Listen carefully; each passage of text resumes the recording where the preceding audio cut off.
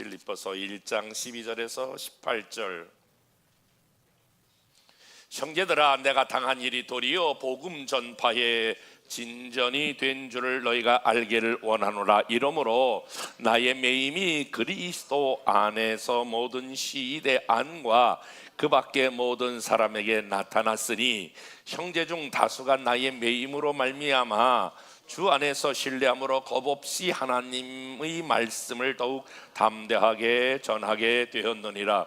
어떤 이들은 투기와 분쟁으로, 어떤 이들은 착한 뜻으로 그리스도를 전파하나니 이들은 내가 복음을 변증하기 위하여 세우심을 받은 줄 알고 사랑으로 하나 그들은 나의 매임의 괴로움을 더하게 할 줄로 생각하여 순수하지 못하게 다툼으로 그리스도를 전파하느니라. 그러면 무엇이냐? 거칠애로 하나 참으로 하나 무슨 방도로 하든지 전파되는 것은 그리스도니 이로써 나는 기뻐하고 또한 기뻐하리라. 아멘. 짐 콜슨이라고 하는 사람이 좋은 기업을 넘어 위대한 기업으로 라고 하는 책을 써서 20년 전에 저 베스트셀러가 된 적이 있습니다. 이 책에 짐 콜슨은 그렇게 질문을 던지는 것으로 시작합니다. 어떤 기업은 평범함을 넘어 위대함으로 도달하는데 또 다른 어떤 기업은 왜 그렇지 못하는가? 여러분, 질문이 선명하다고 생각하지 않습니까? 어떤 기업은 평범을 넘어가지 못하는데 어떤 기업은 평범을 뛰어넘어 위대한 기업으로 나간다라고 하는 거예요. 이 짐 콜슨이라고 하는 이 사람은 무려 5년 동안 1534개의 기업을 조사하고 분석하여 내린 결론인데 그 1534개 기업 중에 11개 기업만 위대한 기업으로 발전되었다라고 하는 것입니다. 그 책, 그 첫 번째 소제목에서 이런 위대한 메시지를 던집니다. 좋은 것은 위대한 것의 적이다 라고 하는 것입니다. 이 말을 조금 더 번역해서 설명한다면, 이 말을 조금 더 우리가 적용해서 설명한다면, 좋은 것은 위대한 것의 적이다 라고 하는 말은 여러분 대충 무슨 말인지 여러분 이해가 되시겠습니까? 사실은 이거는 자전거 이론과 동일하는데, 제가 자주 사용하는 이 자전거 이론, 사람이 살다 보면 나는 이 정도면 좋겠다라고 생각하는 그 순간, 다시 말하면 현상유지를 생각하는 그 순간, 바로 그것은 현상유지가 아니라 퇴보를 의미한다라고 하는 거예요.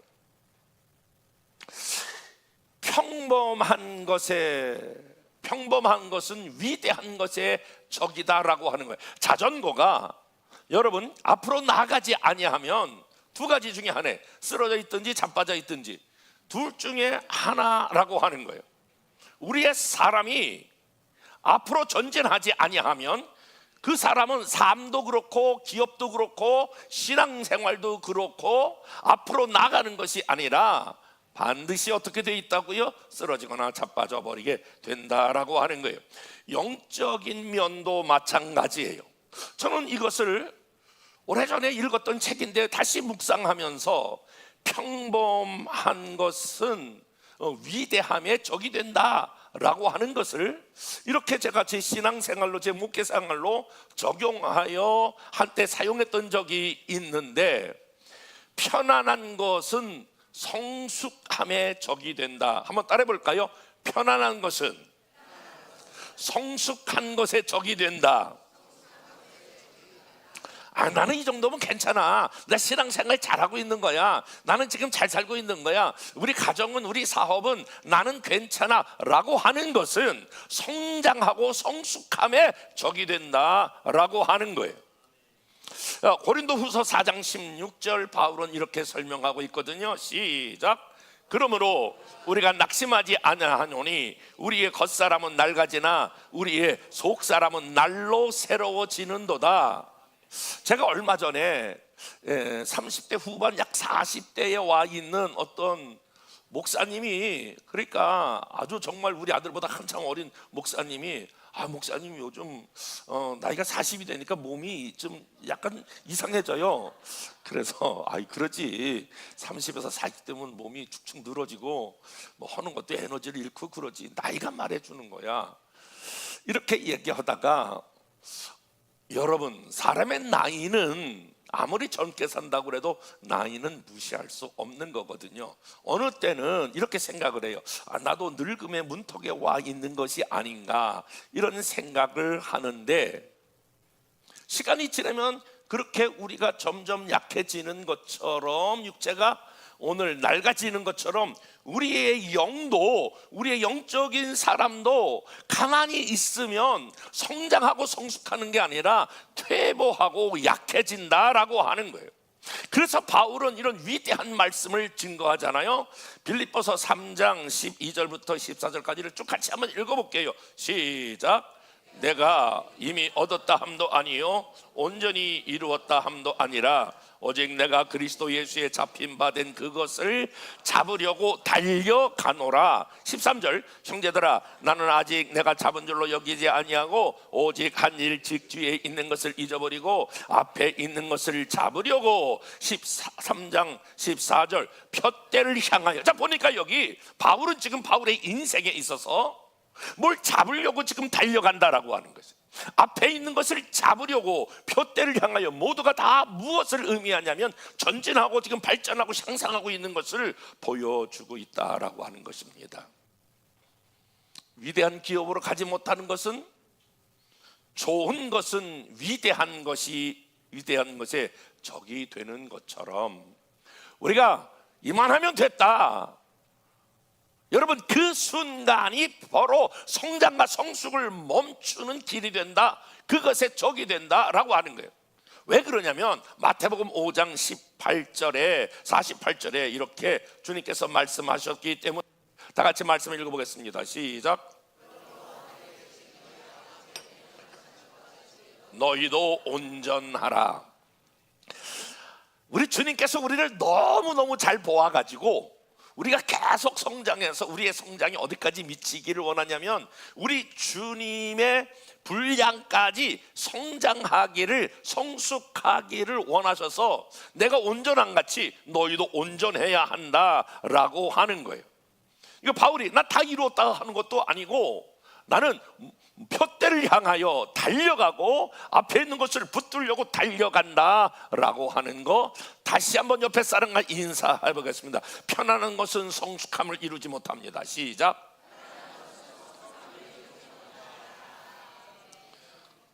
저는 목회를 하는 담임 목사니까 이런 질문을 동일하게 하는 거거든요. 아니, 어떤 기업은 성장하고 어떤 기업은 왜 퇴보할까? 지금 콜린슨이 얘기했던 것처럼 왜 어떤 교회는 부흥하고 어떤 교회는 부흥하지 않을까? 어떤 목사는 보통 목사를 하는데 어떤 목사는 왜 위대한 목사로 이렇게 발전해 나갈까? 어떤 성도는 성장하는데 어떤 성도는 왜 퇴보하는 것일까라고 하는 것이. 사랑하는 여러분, 여러분은 진정 여러분의 하는 일 가운데에 성장하길 원하고 성숙하기를 원하십니까? 만약에 우리가 앞으로 전진하길 원하고 성장하고 성숙하기를 원하면 벌써 여러분 이 몸 전체에 에너지가, 엔돌핀이 돌아오고, 그리고 에너지가 있고 활력이 되살아날 줄로 믿습니다. 오늘 편지는요, 바울이 감옥 안에 있으면서 감옥 밖에 있는 그러한 성도들을 향하여 쓴 편지예요. 감옥, 전 한 번도 안 가봤지만 여러분은 많이 안 가보셨죠? 여러분들도 안 가보셨기 때문에 이 감옥의 엄혹함을 잘 여러분들은 모르실 거예요.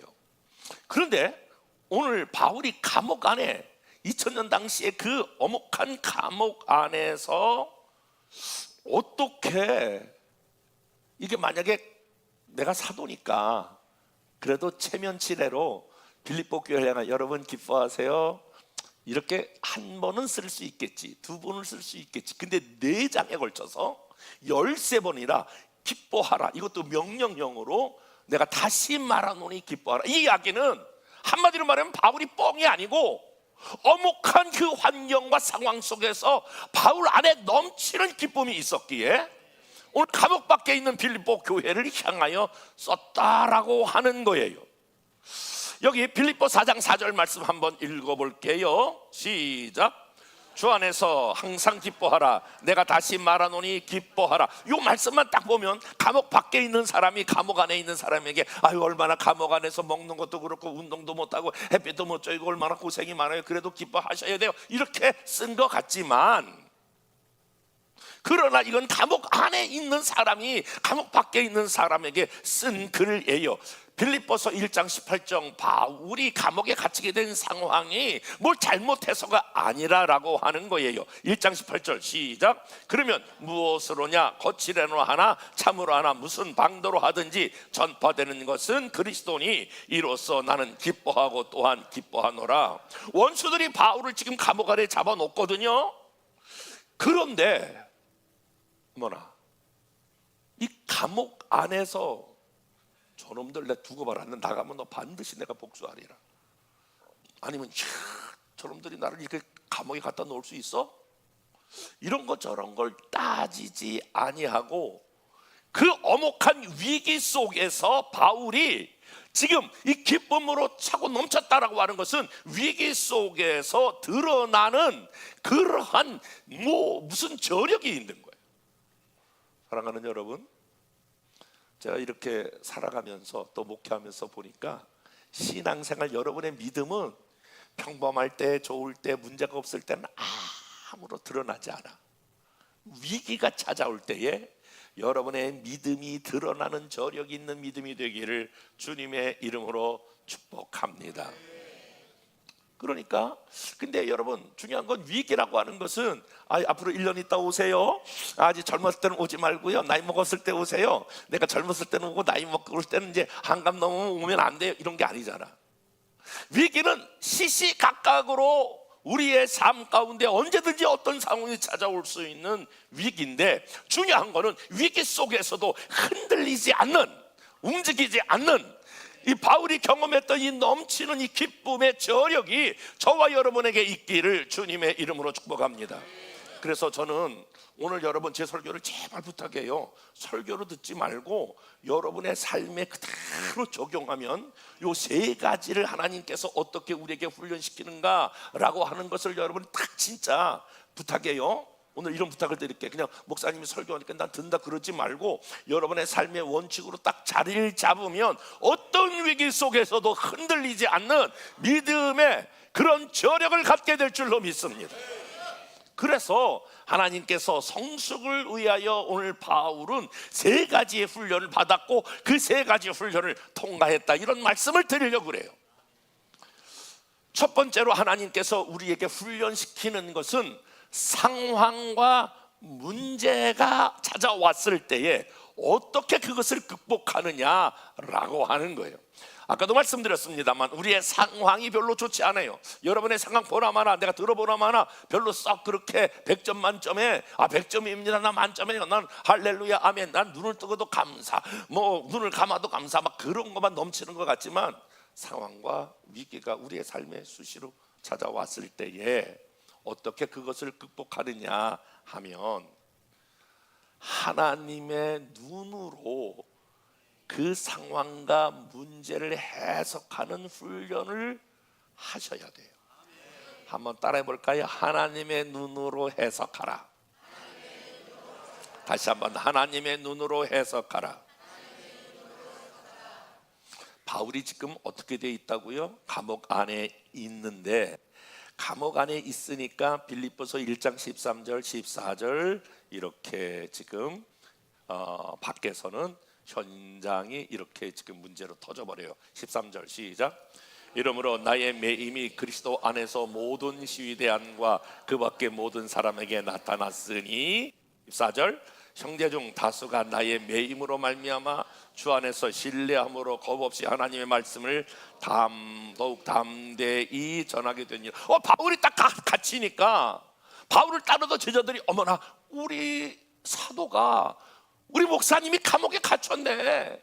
그러니까 우리가 열심히 해야 되겠다. 그래가지고 13절 보니까 이러므로 나의 매임이 형제 중 다수가 나의 매임으로 말미암아 더욱더 담대히 하나님의 말씀을 전하는 무리가 있었다라고 하는 거예요.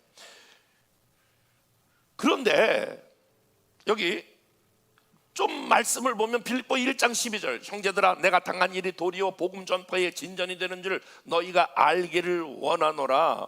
바울이 감옥 안에서 이렇게 말하는 거예요. 여러분, 내가 이렇게 감옥 안에 들어가 있는 거, 이건 사실이에요.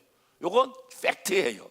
그런데 어떻게 해석을 하냐면 이것이 여러분에게 복음 전파의 진전, 발전, 성장, 성숙이 될 거다, 이렇게 지금 해석을 하는 거예요. 이게 바울의 해석 능력. 야, 나 감옥 안에 갇혔는데 너무너무 지겨워, 나 언제 나가지? 막 이런 것이 아니고 감옥에 갇힌 건 사실이에요. 요게 팩트예요.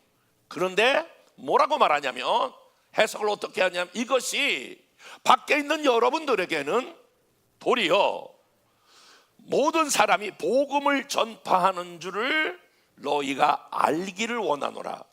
이게 모든 사람에게 또다시 나 대신 복음을 전하는 귀한 사건이 될 거라고 하는 이야기를 하게 되는 거예요.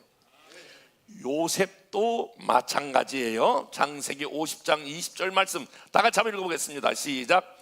당신들을 나를 해하려 하였으나 하나님은 그것을 선으로 바꾸사 오늘과 같이 많은 백성의 생명을 구원하게 하시려 하셨으니. 자, 보니까 요셉이 지금 형들에게 팔려가잖아요. 팔려가는 거는 사실이에요. 그건 팩트예요.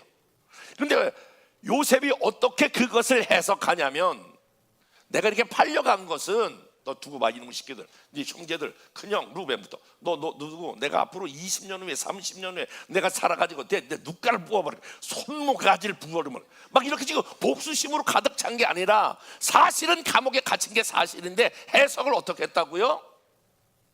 하나님은 그것을 선으로 바꾸사 오늘과 같이 많은 백성의 생명을 구원하게 하시려 하셨나니. 사랑하는 여러분, 따라해 볼까요? 삶은 해석이다.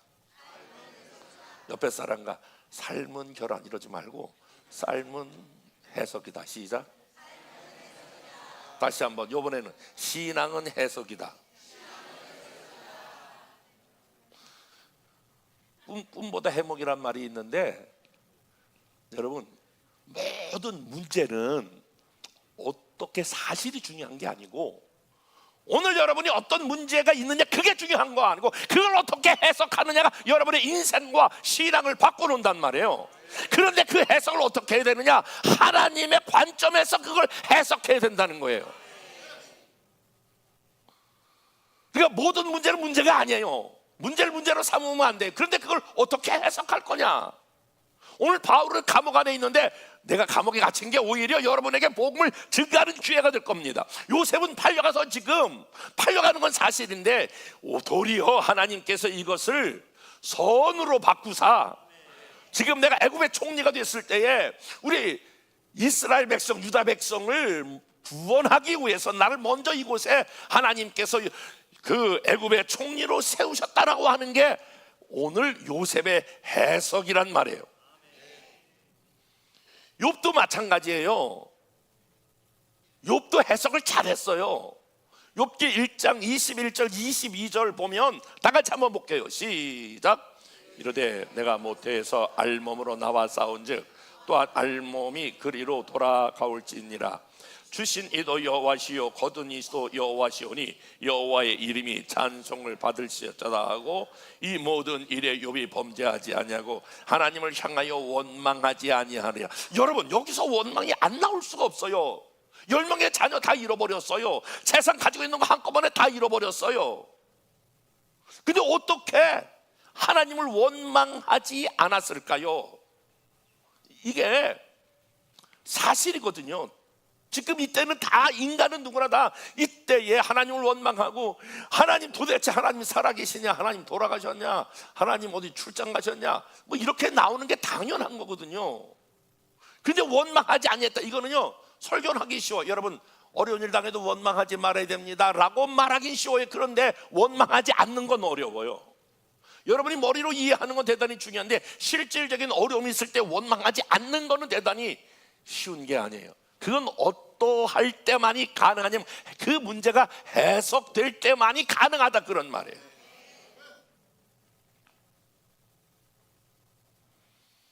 욥은 알았어요. 지금 이 문제가 지금 내가 극단적으로 어려움이 있지만 하나님은 반드시 이 어려움을 어떻게 하실 것이라고 하는 그 하나님을 알았기에 해석이 벌써 나온 거예요. 아멘 해봐요.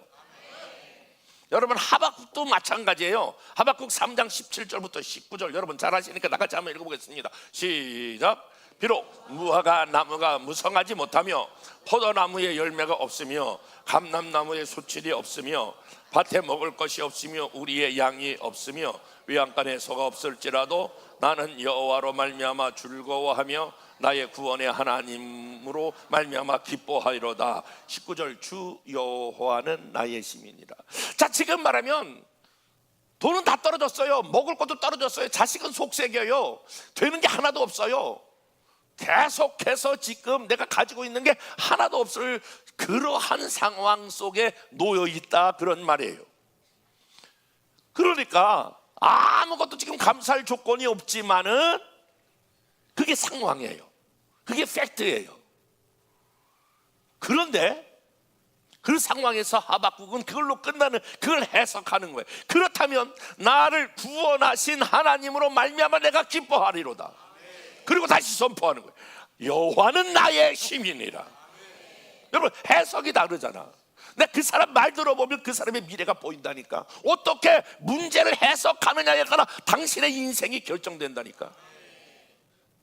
바울을 보세요, 요셉을 보세요, 욥을 보세요, 오늘 하박국을 보세요. 하나님 앞에서 상황을 해석하는 능력, 여러분 이걸 가지고 있으셔야 돼요. 상황을 하나님의 눈으로 해석하는 능력, 이게 없으면 똑같이 일반인처럼 신앙생활 뭐 10년 했냐 20년 30년 했느냐 그 아무 소용이 없어요. 다시 한번 문제를 하나님의 눈으로 해석하는 훈련을 여러분이 계속 하나님이 저와 여러분 시키시는 거예요. 제가 크고 작은 많은 상담을 뭐 우리 교회뿐만 아니라 뭐 여러 가지로 하고 있는데 저의 해석은 딱 한 가지예요. 문제를 만난 모든 사람들, 문제를 만난 모든 교회, 어떤 교회를 가든지 하나님이 이 문제를 왜 주셨을까를 묵상하지 않아요. 다만 이 문제가 어떠니 저떠니 이미 문제에 대한 상황하고 뭐 누가 옳고 그러니 그러면 전부 다 그거는 계속 그 훈련이 반복되는 거예요. 다시 한번 사랑하는 여러분, 문제를 하나님의 시각으로 해석하는 훈련이 되어져 있으면 감옥 안에서도 기뻐할 수 있고 요새까지 팔려갔어도 그것이 얼마나 원망하지고 불평하지 않냐고, 욥처럼 그런 상황에도 원망하지 않냐고 오히려 구원의 하나님을 인하여 기뻐하고 하박국처럼 하나님을 기뻐하게 된다라고 하는 것이에요. 우리가 보통 이런 얘기를 해요. 여러분 들어보셨을까요? 고통 총량의 법칙, 이런 이야기가 있는데, 여러분 법칙이라고 하는 것은 일관되게 적용되는 걸 법칙이라고 그러잖아요. 그런데 저는 엄격하게 말하면, 이성적으로 말하면 그거는 맞는 말이 아니에요. 그리고 그런 통계로 학계에서 발표된 일이 없어요. 이건 거든요. 고통 총량의 법칙은 한 사람이 살아가면서 받아야 될 고통의 총량이 있다. 그게 모든 사람에게 다 동일하다. 그런데 제가 봤을 때는, 그리고 상황으로 봤을 때는 그거는 동일하지가 않아요. 어떤 사람은 진짜 고통에 고통, 어떻게 저런 고통을 받으면서 살아가는가, 이런 사람이 있는가 하면 어떤 사람은 고통 없이 쓱 인생이 맞춰지는 사람이 있어요. 그러니까 모든 사람에게 고통 총량의 법칙이라고 하는 말은, 그거는 엄격하게 말해서 틀린 거예요. 근데 왜 그런 이야기를 쓰느냐? 이것은요, 해석을 그렇게 하자는 거예요. 고통당하는 사람에게 우리가 인생에 받아야 될 고통이 있지만 이 고통이 끝까지 되는 게 아니다. 이 고통이 총량이 차면 고통이 끝난다. 그러니까 참고 인내하라라고 하는 해석의 문제로 고통 총량의 법칙이라고 하는 그런 글이 나오는 거예요. 그러니까 여러분들도 그렇게 할 필요. 아유, 고통 총량의 법칙에서 나는 너무 많이 고통을 치렀으니까 이제 고통 없이 이제 살아갈 거야라고 하는 그런 해석을 가능케 하는 거예요. 우리 청소년들을 기르고 있는 부모님들이 너무너무 사춘기를 보내는 그런 자녀를 둔 부모는 뭐 진짜 매일매일 전쟁이죠. 매일매일 전쟁이고 매일매일 살얼음판을 걷는 것 같은 그런 삶인데, 그때 부모님들이 자녀를 보면서 무슨 법칙을 생각해야 되냐면 지랄 총량의 법칙. 저놈 새끼가 저렇게 지랄해도 지랄게 저게 다 이제 총량이 차면 끝난다. 그래가지고 그냥 지랄 총량의 법칙에 따라서 그냥 그러려니, 한번 따라해봐요. 그러려니. 여러분 인생을 살면서 가장 많이 여러분이 해야 될 게 그냥 그러려니 하고 넘어가는 거예요. 그런데 저렇게 지랄 발광을 해도 나중에 애가 크면 괜찮을 거야. 총량이라는 게 있어. 이건 뭐냐면 해석을 그렇게 하자는 거예요. 그래서 이건 제가 쓰는 단어가 아니고요. 여러분 한번 네이버 쳐보세요. 지랄 총량 다 나와요. 이건 제가 하는 얘기가 아니고 요한 목사님이 이렇게 조소를 쓰나 그러는 게 아니고, 쓰는 이야기를 내가 갖고 와서 쓰는 거예요. 나 그래도 괜찮은 사람이에요. 그런데 여러분 해석을 하자는 거예요. 해석. 하나님께서 그 문제를 개입해서 이끌어가는 하나님의 인도를 눈으로 보아야 된다. 두 번째, 우리가 끊임없이 관계를, 우리가 인생을 살면서, 인생을 산다는 거는 여러분 관계를 갖는 거잖아요. 관계가 좋은 관계가 있을 때도 있지만 갈등의 관계가 있어요. 저와 여러분들은 이 갈등의 관계를 잘 해결하고 넘어가야 저와 여러분의 영향력도 그렇고 신앙도 성장하고 성숙하고 하나님께서 축복의 길로 넘어가게 될 줄로 믿습니다. 한번 관계에 부딪히는 사람은 계속 관계 때문에 어려워요. 그 사람은 관계를 푸는 법을 잘 몰라서 그래요. 관계에 어려움이 올 때에 바울은 어떻게 이 문제를 풀어갔는가라고 하는 거예요. 빌립보 1장 15절부터 17절 다 같이 한번 볼게요. 시작.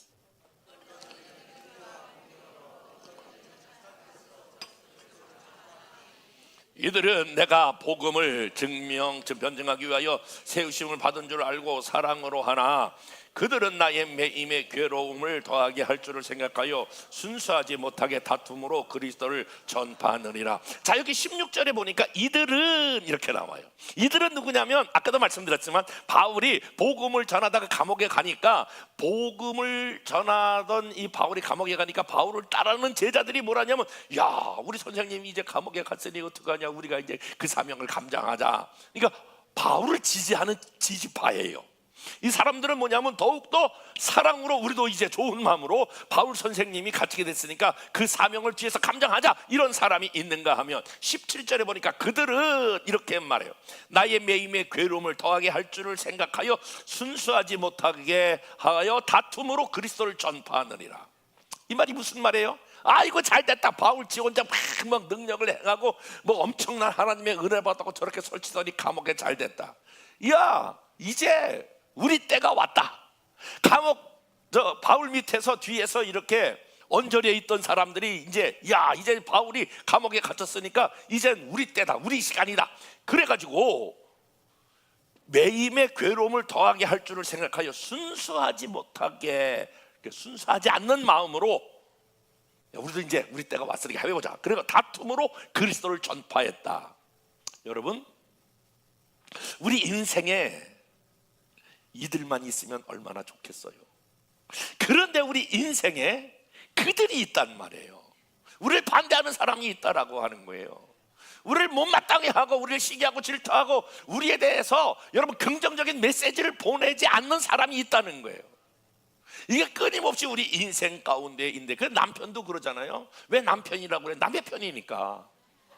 그러니까 남편이라고 그러는 거예요. 잘할 때는 내 편 같은데 어느 때는 저게 내 편인가? 그래서 남편 그러잖아요. 남의 편이다 이런 말이에요. 어떨 때는 이들인 것 같고 어떨 때는 그들인 것 같고 내 편인 것 같기도 하고 남의 편인 것 같기도 하고. 여러분 다 그게 인생이에요. 그런데 바울은 그걸 어떻게 극복했냐면 18절 이렇게 극복해요. 시작. 그러면 무엇이냐? 거칠애로 하나. 거칠애로 하나, 이건 그들이에요. 참으로 하나, 이건 이들이에요. 무슨 방도로 하든지, 그냥 나를 시기해서 복음을 전하든지, 나를 진짜 부족한 걸 메워주려고 했던 이들이든지, 무슨 뜻으로 하든지 전파되는 것은 그리스도니 이로써 나는 기뻐하고 또한 기뻐하리라. 중요한 거는 복음이 증거되고, 중요한 거는 내가 중요한 것이 아니라 이 일을 통해서 이쪽이든 이렇게 열심히 하든 저렇게 열심히 하든 복음이 전파되면, 하나님의 나라가 확장되면, 한 영혼이라도 살아날 수만 있다면 그게 중요한 것이, 뭐 이렇게 하나 저렇게 하나, 전파되는 것은 그리스도니. 여러분, 그러든지 결국은 중요한 거는 복음이 전파되는 거다라고 하는 거예요. 저는 사실은 이 말씀이 계속 제 안에 울림과, 그리고 이 말씀이 도전이 됐어요. 그래, 내가 욕을 먹든지 무슨 것을 당하든지, 그냥 제 식으로 말하면 뭐 교회가 부흥된다면, 뭐 하나님의 나라가 확장된다면 그거 참아낼 수 있는 거지, 그거 이겨낼 수 있는 거지. 그런데 때로는 저들이 이렇게 등장할 때 속상해요. 저들이 이럴 때 아직도 그 훈련이 다 안 됐어. 막 화가 나. 지난 금요일 날 오래간만에 저희 캐나다에서 목회하는 정유한 목사하고 통화를 했어요. 한 달에 한두 번 뭐 이렇게 할까 말까 해요. 아버지 죽겠어요. 왜 죽겠냐 그랬더니, 지금 인원이 한 30-40명 되는데 개척해서 거기 집사님 부부가 왔는데 올해부터 와가지고 그렇게 저희를 괴롭혀요. 어떻게 괴롭히냐? 사실은요, 이거 제가 개척해서 여기까지 왔지만은 지금까지 돈을 한 푼도 못 받다가 올해부터 50만 원씩, 그러니까 $500 그쪽도 500 이렇게 제가 받는데, 왜 목회를 그렇게 하냐, 설교를 그렇게 하냐, 찬양은 그렇게 하냐, 왜 예배를 그렇게 바꾸냐 저렇게 바꾸냐, 하나부터 10까지 하는데 저한테만 하면 좋아요. 근데 새로 들어온 사람 붙잡고 꼭 그래가지고 새로 들어와서 막 장착하려고 그러면 나가게 하고, 그래서 어떻게 했으면 좋겠냐. 그래서 자기가 너무너무 힘들어서 자기가 금식도 해보고, 나중에는 이거 막 너무 우울증이 막 와가지고 상담을 어떤 외국 상담도 받아보고 답이 안 나온다는 거예요. 제가 뭐라고 할게요?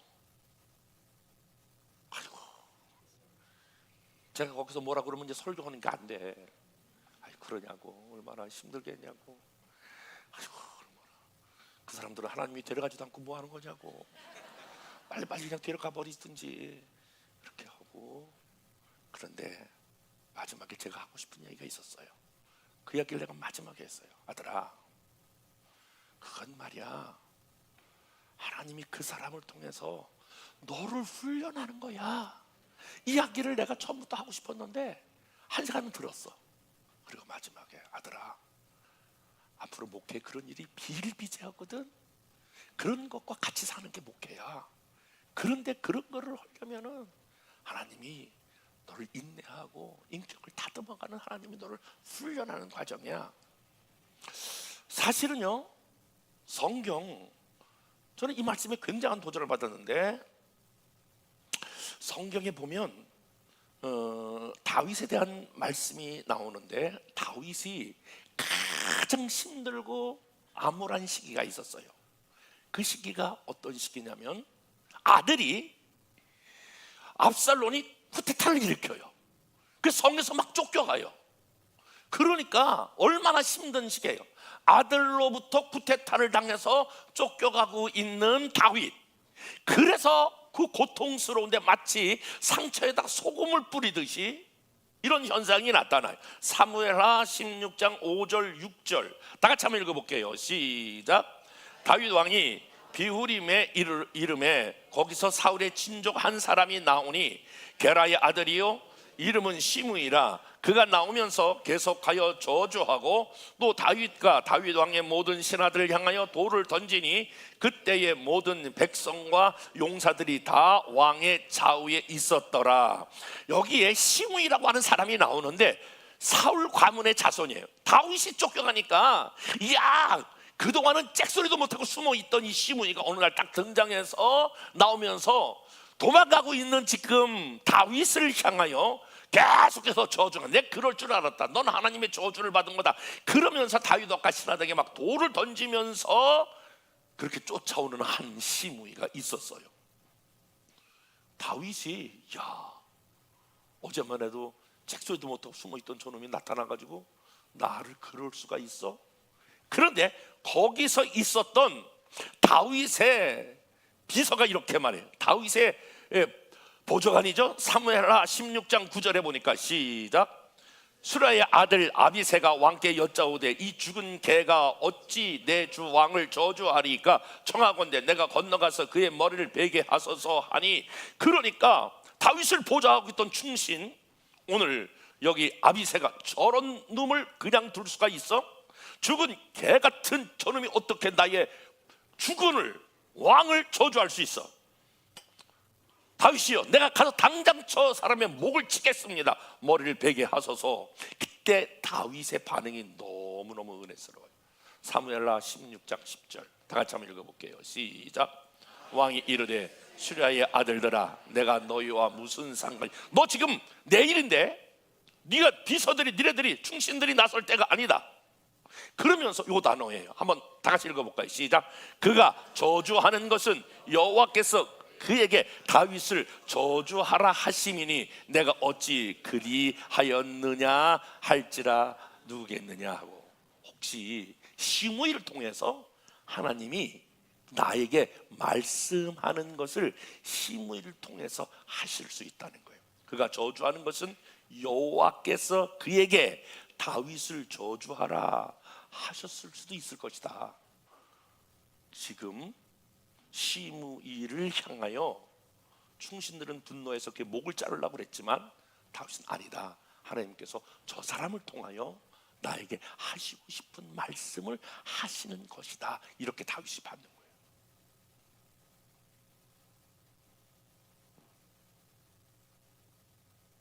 어떻게 생각해?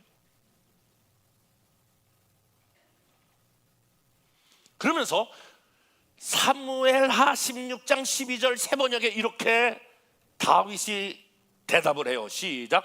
혹시 주님께서 나의 이 비참한 모습을 보시고 오늘 시므이가 한 저주 대신에 오히려 나에게 좋은 것으로 갚아주실지 누가 알겠소? 하나님이 첫 번째 이렇게 해석하는 거예요. 관계에 어려움이 올 때에 여러분 반드시 기억해야 할 것은 하나님이 저 사람을 통해서 나를 훈련하신다. 아멘이 아까보다 적네. 좀 기분 나쁜가 보다. 다시. 관계 어려움이 있을 때 그 사람이 원수가 아니라 그 사람을 통해서 하나님이 나를 훈련시키신다. 그렇게 받고 만약에 그걸 잘 받으면 하나님이 시므이가 저주했는데 그대로 안 되면 오히려 하나님이 그것을 통하여 좋은 것으로 갚아주실지. 여러분 반드시 사람은 사람을 통하여 하나님 훈련시키십니다. 내가 아들에게 하고 싶은 말이 그거예요.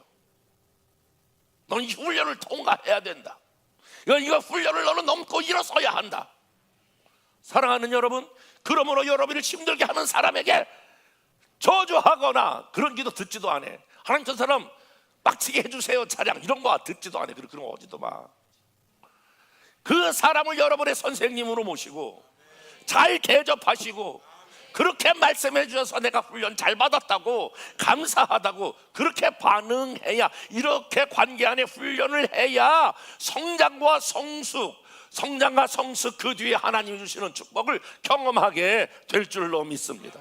하나님은 지금 누구를 통하여 당신을 훈련하고 계십니까? 다윗은 시므이를 통하여 훈련하는데 다윗은 이것을 통과하고 있는 장면이지 않습니까? 하나님은 그러므로 우리를 힘들게 하고 어렵게 하는 사람이 나를 훈련시키는 스승이요 선생인 것을 여러분이 기억하셔야 돼요. 그 사람을 적으로 돌리거나 그 사람을 나의 반대편으로 돌리면 저와 여러분들은 성장하고 성숙할 수 없고 하나님의 축복을 경험할 수가 없어요. 저는 지나간 얘기지만 선거 전에 진짜 저를 비방하고 원주 경주에서 선거했을 때 막 말도 안 되는 거 쓰고 저를 떨어뜨렸던 모든 사람들에게 제가 오면서 일일이 다 전화했어요. 너무너무 수고하셨다. 진짜 하나님이 그런 은혜를 베풀어 주셨어.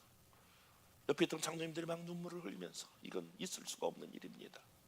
아니다, 다 하나님이 하시는 일이 아니냐.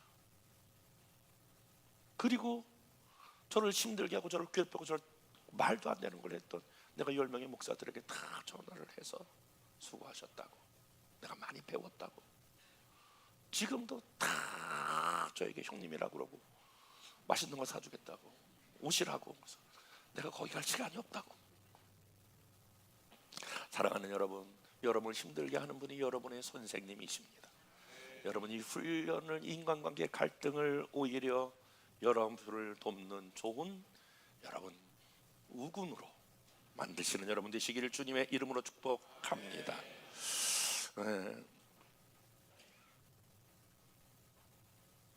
세 번째로 다윗은, 오늘 몇 분만 더 할게요. 오늘 오후 예배가 없으니까. 삶의 목표가 분명했는데 삶의 목표는 그는 본질적인 목표로 이끄는 훈련을 했습니다. 1장 18절 다 같이 한번 읽어보겠습니다. 시작. 그러면 무엇이냐? 거칠애로 하나 참으로 하나 무슨 방도로 하든지 전파되는 것은 그리스도니 이로써 나는 기뻐하고 또한 기뻐하노라.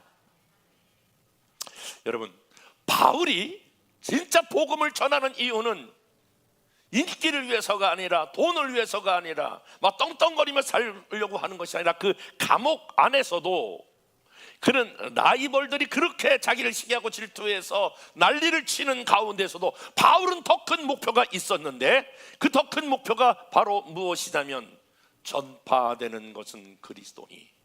이 말은 복음이 증거되면, 우리식으로 얘기하면 하나님이 영광을 받을 수만 있다면, 또 다른 식으로 우리 셀이 부흥할 수만 있다면, 우리 교회가 부흥될 수만 있다면, 한 영혼이 돌아올 수만 있다면, 이 더 큰 목표가 있었기에 여러분 1번, 2번이 가능한 거예요. 이 3번이 가능하기 때문에 여러분 목표를 크게 잡으셔야 합니다. 더 큰 그림을 여러분 보셔야 합니다.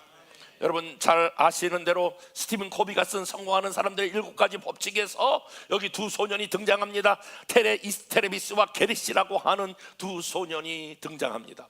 그때에 이 코비는 두 사람에게 칼과 나무를 주어요. 얼마 있다가 가보니까 결과가 전혀 다르게 나타났어요. 한 소년은, 특별히 테레비스라고 하는 그 소년은 아름다운 조각을 만들었는데, 한 사람은, 게레시라고 하는 소년은 큰 이렇게 껍질만 잔뜩 모아놨어요. 코비가 가서 그렇게 물어요. 넌 어떻게 위대한 작품을 그렇게 만들었니? 넌 왜 이렇게 남은 껍질만 이렇게 무성하게 이렇게 벗겨놨니? 그때 그 소년이 그렇게 말해요. 저는요, 배를 만들려고 하는 목표를 가지고 이것을 깎기 시작했어요. 한 나무. 나는 어떻게 깎다 보니까 그냥 이렇게 다 깎아가지고 쓰레기만 잔뜩 만들었어요. 사랑하는 여러분, 여러분 지금쯤 돌아보셔야 돼요. 여러분의 인생의 목표는 무엇입니까? 도대체 여러분은 무엇을 위해 살아가고 있는 것입니까? 어떤 일을 위해 살아가는 것입니까? 지금 눈을 들어 하나 더 여러분의 비전을 높일 생각은 없습니까? 내가 살든지 죽든지 내 안에서 그리스도가 존귀케 되려 함이라. 주님만 영광을 받으신다면, 복음이 전파될 수만 있다면, 나를 통하여 이 복음이 증거될 수만 있다면, 여러분 그러면 우리가 작은 것들을 다 넘어갈 수 있다, 그런 말이에요. 바울은 그러므로 고린도서 9장 26절 27절 그러므로 나의 다름질하기를 향방 없는 것 같지 아니하고 싸우기를 허공을 치는 것 같지 아니하고 바울은 뚜렷한 목표를 가지고 있었다라고 하는 거예요. 세례 요한은 이렇게 고백해요. 요한복음 3장 30절 그는 흥하여 하겠고 나는 쇠하여 하리라. 여러분 이 말씀의 배경을 아세요? 어느 날 세례 요한이 나가서 복음을 전할 때 많은 사람들이 세례 요한에게 몰려왔어요. 근데 예수님이 나타나셨어요. 세례 요한을 따라다니던 사람이 다 예수님에게 갔어요. 그러니까 제자들이 와가지고 아니 예수님 그렇게 많이 따라다니는 사람이 지금 다 예수님을 따라다니는데요. 그때 하는 말씀이 그는 흥하여 하겠고 나는 쇠하여야 하리라. 무슨 말씀이에요? 뚜렷한 목표가 있는 거예요. 나는 괜찮다는 거예요. 그리스도가 영광을 받는다면, 주님의 복음이 드러날 수만 있다면, 하나님의 나라가 확장될 수만 있다면, 교회가 부흥될 수만 있다면, 아니 우리 셀이 부흥될 수만 있다면, 그러면 여러분 이 모든 것을 이겨나갈 수 있습니다. 오늘 세 가지 훈련, 문제를 어떻게 해석하느냐, 관계의 어려움을 어떻게 해석하느냐, 우리 인생의 목표가 무엇이냐, 사랑하는 여러분 이 세 가지 훈련을 잘 받게 되면 저와 여러분의 믿음과 신앙이 성장하고 성숙하게 될 줄로 믿습니다. 다 같이 일어나셔서